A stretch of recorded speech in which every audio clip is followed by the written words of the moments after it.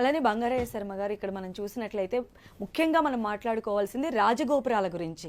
ఆ రాజగోపురాలు దానిపైన ప్రతిష్ఠిస్తున్నటువంటి కలశాలకి సంబంధించిన విశిష్టతను తెలియజేస్తారా? అమ్మా, ఈ సంపూర్ణమైనటువంటి క్షేత్ర శక్తికి మూలమైనటువంటి ప్రదేశం కలశమే అమ్మా.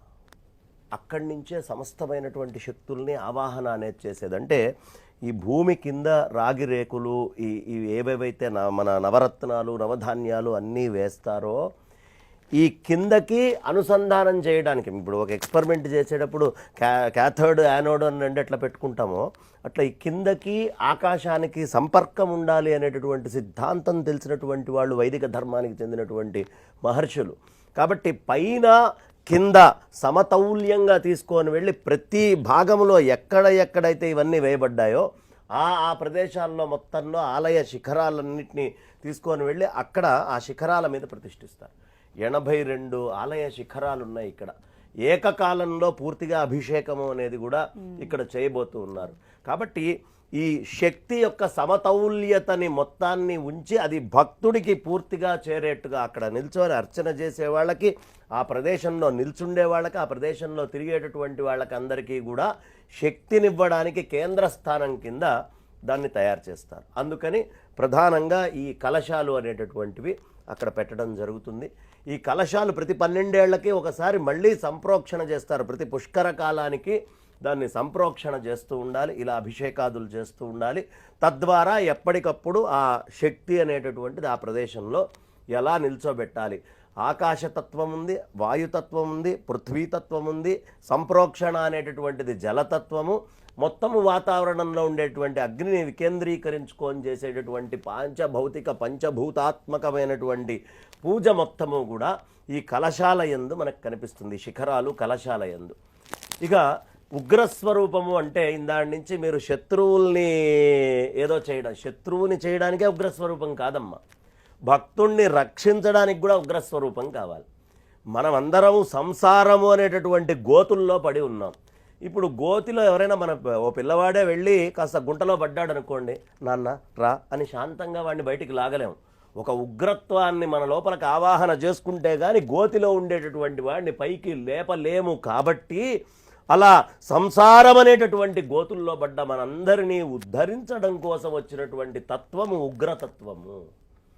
ఉగ్రతత్వము హిరణ్యకశిపుణ్ణి ఉద్ధరించడానికి ఉగ్రతత్వమే, ప్రహ్లాదుణ్ణి అనుగ్రహించినటువంటి రూపము ఉగ్రతత్వమే. ఆ ఉగ్రత్వము నుంచి శాంతత్వానికి స్వామి వచ్చినటువంటి ప్రదేశం మన యాదాద్రి. ఇక ఉగ్రస్వరూపము యొక్క మాహాత్మ్యం చెప్పుకుంటూ రూపాన్ని మొట్టమొదట ఏది తీసుకోవాలయ్యా అంటే విష్ణు సహస్రనామం గనక మనం చదివితే విశ్వం విష్ణుర్వషట్కారో భూత భవ్య భవత్ ప్రభు భూతకృద్భూత బృద్భావో భూతాత్మా భూత భావన పూతాత్మా పరమాత్మా చ ముక్తానాం పరమాగతి అవ్యయః పురుషః సాక్షి క్షేత్రజ్ఞో అక్షర ఏవ చ యోగో యోగ విదాం నేత ప్రధాన పురుషేశ్వర. ఇక్కడ మీరు ఎక్కడి నుంచి ఎక్కడి దాకా తీసుకున్నా నిర్గుణ నిరాకారమైనటువంటి ఆ పరమాత్మ తత్వాన్నే మొత్తం చెప్తోంది. విశ్వం విష్ణుర్వషట్కారో భూత భవ్య భవత్ ఎక్కడా లేదు. మొట్టమొదట వచ్చేటటువంటి అవతారం నారసింహవపు శ్రీమాన్ కేశవ పురుషోత్తమ. నారసింహ శబ్దముతోటే మొట్టమొదట. అంతకు ముందంతా భూమిని ఉద్ధరించడం కోసం వచ్చినటువంటి స్వామి, వేదాలని ఉద్ధరించడం కోసం వచ్చినటువంటి స్వామి ఈసారి ఒక భక్తుడైనటువంటి అర్భకుడైనటువంటి డింభకుడైనటువంటి మానవ మాతృణ్ణి రక్షించడం కోసము నిర్గుణంగా వచ్చినటువంటి స్వామి ఆ భక్తుడైనటువంటి వాడిని ఇబ్బంది పెడితే శిక్షించడం కోసం ఒక రూపాన్ని ధరించి వచ్చినటువంటి మొట్టమొదటి తొలి మానవుణ్ణి రక్షించడానికి వచ్చినటువంటి రూపమే నారసింహ అవతారము. ఒక్క మానవుడి కోసం వచ్చినటువంటి పరమాత్మ అంతటా నుండి బయటికి వచ్చిన రూపం. అందుకని దేవతలందరిలోకి కోర్టులన్నిట్లో సుప్రీంకోర్టులు ఎట్లాగో ఈ భక్తులైనటువంటి వాళ్ళందరికీ సుప్రీంకోర్టు లాంటి దేవాలయం ఏదైనా ఉంది అంటే నారసింహ దేవాలయమే. అందుకనే ప్రతి గుమ్మం మీద నారసింహస్వామి వారి యొక్క మూర్తిని పెడితే ఎలా గడప మీద హిరణ్యకశిపుణ్ణి శిక్షించి ప్రహ్లాదుణ్ణి రక్షించాడో అలా గడప మీద ఉన్నటువంటి నారసింహస్వామి వారు ఎప్పటికప్పుడు మన దేహాత్మభ్రాంతిని తీసి జ్ఞానస్వరూపమైన జ్ఞానభక్తుడైనటువంటి ప్రహ్లాదుడిలాగా లోపల జ్ఞానాన్ని ఇస్తారు. అక్కడ ఒక్క వైష్ణవ సంప్రదాయమే కాదమ్మా, స్మార్త సంప్రదాయంలో కూడా చాలా విశేషంగా కార్యక్రమాలు జరుగుతూ ఉంటాయి. మన నరసింహస్వామి క్షేత్రంలో అభేదంగా జరుగుతాయి. అందుకనే 4 సార్లు సత్యనారాయణ స్వామి వ్రతాలు అవుతాయి. అన్నవరం సత్యనారాయణ స్వామి క్షేత్రం తర్వాత అంత సత్యనారాయణ స్వామి వారి యొక్క వ్రత పూజలు ఎక్కడైనా జరుగుతాయి అంటే అది కేవలం యాదగిరిగుట్ట దగ్గరే. నారసింహస్వామి వారి దగ్గర మన సత్యనారాయణ స్వామి వారి పూజ కేవలం స్మార్త సంప్రదాయం. వైష్ణవులు ఎవరు సత్యనారాయణ స్వామి వ్రతాలు చేసుకోరు. కాబట్టి ఇక్కడ ఇది ఉంది ఇది లేదు అనేటటువంటి భ్రమక్కర్లా, పూర్తిగా అది స్మార్తమయమై, అంటే ఈ దేవుడు ఎక్కువ ఇది తక్కువ అని కాకుండా అందరినీ సమిష్టిగా చూపించేటటువంటి తత్వము యాదగిరిగుట్ట లక్ష్మీనరసింహస్వామిది.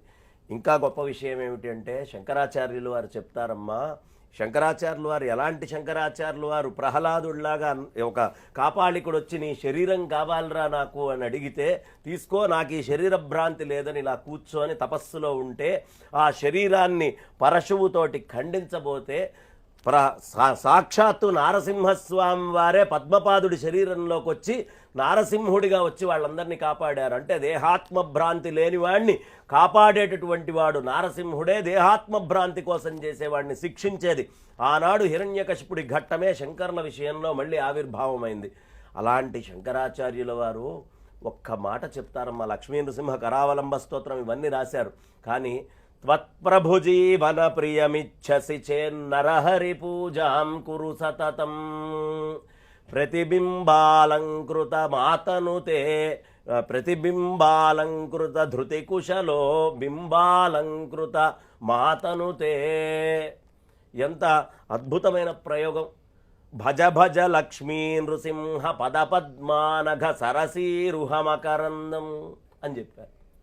అయ్యా ఓ నీ ప్రభువైనటువంటి మనస్సుకి చెప్తున్నాడమ్మా ఆయన, ఎంత బాగా చెప్తున్నాడు. ఓ మనస్సా, నీ ప్రభువైన జీవుణ్ణి నువ్వు ఉద్ధరించాలి అనుకుంటే ప్రభుజీవన ప్రియమిచ్చసి చే నరహరి, ఆ నరహరి పూజ మాత్రమే నువ్వు చెయ్యి.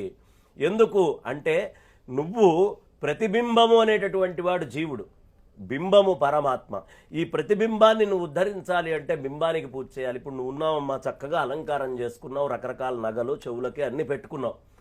నువ్వు పెట్టుకొని అద్దం ముందరికి వెళ్తే అద్దం ముందులో ఉండే ప్రతిబింబంలో నువ్వేం పెట్టుకున్నావో అదే కనిపిస్తుంది.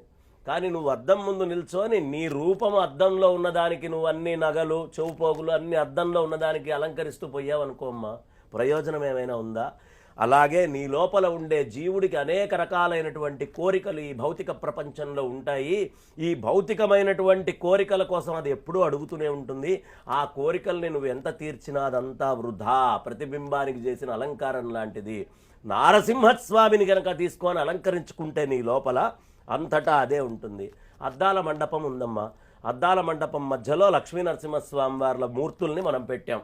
ఈ పెట్టినటువంటి మూర్తులు అద్దాల్లో ఇన్ఫినిట్గా కనిపిస్తాయిగా, అద్దాల మండపంలో ఇన్ఫినిట్గా. ఒక అమాయకుడు లోపలికి వచ్చి కనిపించినటువంటి ప్రతిబింబానికి బొట్టు పెట్టుకుంటూ వెళ్తే వాడు ఎన్ని పెట్టినా ఇంకోటి మిగులుతుంది. అది ప్రతిబింబానికి అంటే జీవుడి కోరికల్ని తీర్చేలాంటిది. ఒక్కసారి తీసుకొచ్చి మూలమూర్తి మెళ్ళో దండ వేసి అంత గంధము బొట్టు పెడితే ఇన్ఫినిటీ ఇమేజెస్లో అదే కదమ్మా కనిపించేది. కాబట్టి ఎప్పుడైతే నిజమైనటువంటి బింబస్వరూపమైన ఆ నరసింహస్వామి వారిని నువ్వు హృదయంలో పెట్టుకుంటావో అప్పుడు నీ ప్రభు అయినటువంటి ప్రతిబింబస్వరూపమైన జీవుణ్ణి ఉద్ధరించిన దానివి అవుతావు మనసా అని చెబుతూ ఆయన ఎంత చక్కటి పదప్రయోగం చేస్తారో. చేతో భృంగ భ్రమసి వృధా భవమరుభూమౌ విరసాయాం. ఓ మనస్సు అనేటటువంటి ఓ తుమ్మెద, నువ్వు ఎడారుల్లోకి వెళ్ళావనుకో అమ్మ, నీకేమన్నా ఎడారుల్లో ఎక్కడైనా పువ్వుల్లో మకరందం ఉంటుందా? ఉండే అవకాశం లేదు. ఆ ఎడారుల్లోకి వెళ్ళి నువ్వేదో మకరందాన్ని తీసుకోవాలనుకుంటే మనస్సా, ఈ సంసారంలోకి వెళ్ళి సంసారంలో ఏదో మకరందం ఉంది అని తిరిగితే ఎంత తిరిగినా నీకు ఆ తేనె మకరందం దొరకదమ్మా. నువ్వేం చేయాలి? చేతో భృంగ భ్రమసి వృధా భవమరుభూమౌ విరసాయాం భజ భజ లక్ష్మీ నృసింహ పద పద్మానఘ సరసీరుహ మకరందం. లక్ష్మీ నరసింహస్వామి వారిని ఆయన పాద పద్మాల దగ్గర ఒక బ్రహ్మానందం అనే మకరందం ఉందమ్మా, అక్కడికి వెళ్ళి వాళ్ళు నీకు కావాల్సినంత మకరందము ఆనందము దొరుకుతుంది అని శంకరాచార్యులు వారు చెప్పడం జరిగింది. అలా శంకరులు చేసినటువంటి నృసింహ స్తుతి అనన్య సామాన్యమైనటువంటి నారసింహ స్తుతిని శంకరులు చేశారు. కాబట్టి నిజంగా ఇవాళ కేసీఆర్ గారు అద్భుతమైనటువంటి ఒక ఆవిష్కరణని అక్కడ చేస్తూ ఉన్నారు. గొప్పతనం ఏమిటయ్యా అంటే ఇప్పటిదాకా ఉన్న రాజులు సంప్రదాయాన్ని మర్చిపోతున్నారు కాబట్టి దెబ్బతింటున్నారు. చాణక్యుడు అనేటటువంటి వాడు ఆయన అద్భుతంగా ఒక తపస్సు చేసి సామ్రాజ్య సృష్టి చేశాడు.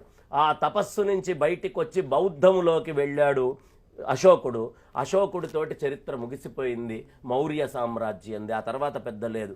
అలాగే విద్యారణ్య స్వామి వారు, మన వరంగల్లో పుట్టినటువంటి విద్యారణ్య స్వామి వారు విజయనగర సామ్రాజ్యాన్ని స్థాపించి విరూపాక్షుడికి ప్రతినిధిగా అక్కడ రాజుల్ని నిల్చోబెట్టి విరూపాక్ష అని సంతకం పెట్టేట్టు చేశాడు. చక్కగా పాలిస్తూ వస్తున్నటువంటి వాళ్ళు ఒక్కసారి కృష్ణదేవరాయలు విరూపాక్షుణ్ణి అనేటటువంటి సంతకం తీసేసి తన సంతకమైనటువంటి కృష్ణదేవరాయ అని పెట్టుకున్నాడు, సంప్రదాయం మార్చుకొని. అతని తర్వాత పూర్తిగా విజయనగర సామ్రాజ్యం పతనమైంది. అలా ఒక సంస్కృతి అనేటటువంటిది ఒక మొదటి నుంచి వచ్చే పరంపరను వదిలిపెట్టి కొత్త దాంట్లోకి వెళ్ళిన ఏదైనా సామ్రాజ్యము అనేటటువంటిది కోల్పోవటం అనేది జరుగుతుంది. అలా కాకుండా కేసీఆర్ గారు చక్కగా మొదటి నుంచి వస్తున్నటువంటి సంప్రదాయబద్ధంగా ఈ క్షేత్రాన్ని నిర్మించారు. ఆ సంప్రదాయం అనేది గనక వారు అలాగే నిలబెట్టి ఉంటే, మొదటి నుంచి ఉన్న సంప్రదాయం గనక ఉంచుకుంటే నిస్సంకోచంగా ఎప్పుడు దిగ్విజయ యాత్ర చేస్తారు అని నమ్మకంతో ఇది చక్కటి తరుణం, అద్భుతమైనటువంటి ఆవిష్కార ఘట్టము ఇప్పుడు జరుగుతున్నటువంటిది.